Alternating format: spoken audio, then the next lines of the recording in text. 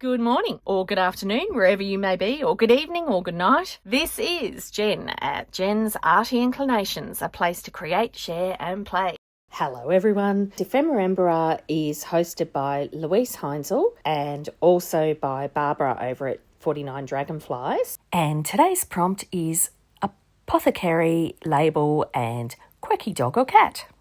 Alrighty, so for dog, I've gone with just one of the little Tim Holtz paper dolls because it had a little dog beside it. And so, I don't know, somehow that was quirky enough for me. Okay, it was the only dog I had, but I went for that and I just used, some kind of labels that reminded me of, I can never say that word, Apothecary, I think is what it is.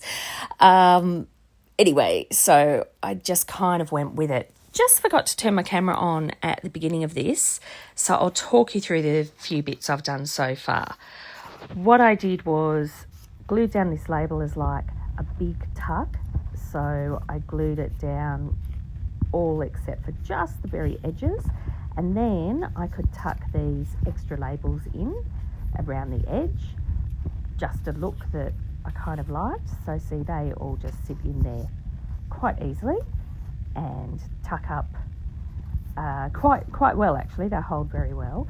Now these I actually painted onto the background. They're just lines with watercolour, and then I used a pen over them just to write on to make them look like, spines of books and that sort of thing. So yeah, sorry I missed out on you seeing those couple of little elements that I did at the beginning. But yeah, it was just on a piece of watercolour paper, and I just did that on the front and did a little bit of light stamping on the back. All right, so then I decided to pop it all into a corner pocket. And who doesn't love a book page? Oh, speaking of what we love, who loves the song that Barbara and Luise have put out for us for Ephemera?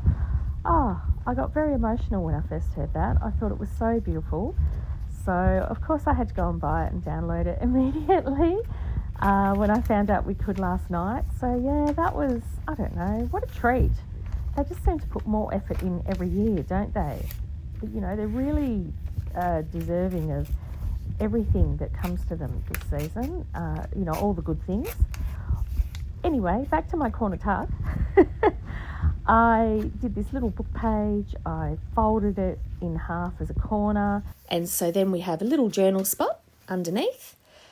And here, how silly, I'm gluing in all three edges of the triangle, which means that, there'd be no pocket. So then I just lined it with a different book page, so slightly different text, redid the two edges that I'm supposed to be doing, and then voila, now we can pop something underneath. So I just folded over the edge of that extra book page just so that it's nice and smooth, folded it back a couple of times, gave it a bit of interest. And then underneath this, I'm just popping a piece of crinkled paper that you'll see there once I'm gluing all that together, because then that is just giving it a bit of extra texture, helping it pop, and a little label on top. Now, this gorgeous little piece of crinkled paper is a great tip I picked up off my friend over at Kylie's Card Craft years ago now. It's clever, isn't it? Just unrolling the handles of paper bags. Anyway, there's the label, in she pops, and then I just thought it didn't lift off the background well enough, so putting some stamping behind it. This is a mason jar stamp, so I'm just doing it randomly all around the background there with my salvaged patina. I like that as a colour with the neutrals. I often use that with my neutrals. So yeah, just putting the stamp on, doing a little bit of my dauber around the edge with that same colour ink. Just gives it a little bit of a lift once you pop your little journal card back inside. A little bit hard probably to see on the camera, but you get the gist. Alrighty, now I'm just putting glue all over this page because I love these handle ties, and I have a whole heap that I've done just lately that I've unrolled. So I'm putting glue all over, and then I'm going to lay them down in strips, and then that'll give a really nice big texture page opposite the little journal card. So there we are, laying them down, just trimming them at the top and bottom. Now, the glue that I used on this, I am no glue expert. Gee, there are people out there who are fantastic at holding all the information. However, I know that PVA is water-based, so I always keep some PVA in a jar, and I add a little bit of water, like, about 10% water, and then I can always brush it over my projects. It's nice and fluid, and I can brush it over any project just using a brush.